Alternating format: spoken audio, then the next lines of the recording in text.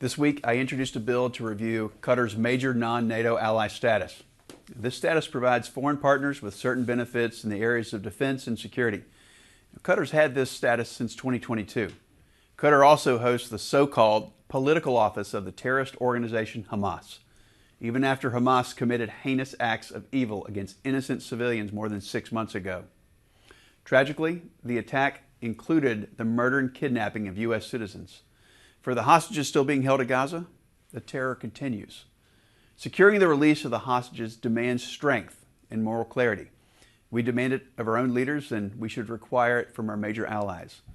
I believe it's time for our nation to re-examine who we can count on to be on our side and who stands on the side of the terrorist. This brings us back to Qatar. Initially, Qatari officials claimed they are exercising leverage on Hamas, and then they publicly stated that they have no leverage.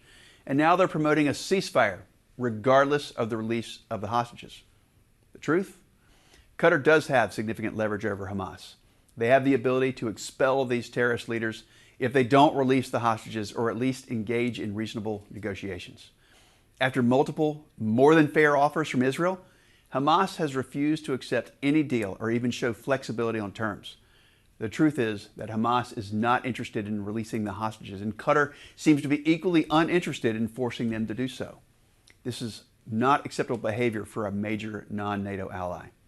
And that's why I introduced a bill this week to require the Secretary of State to formally certify that Qatar has expelled or agreed to extradite to the United States any individuals bearing responsibility for the terror attack on October 7, 2023. If the Secretary of State can't make this certification in good faith, then the President is required to immediately terminate the designation of the state of Qatar as a major non-NATO ally.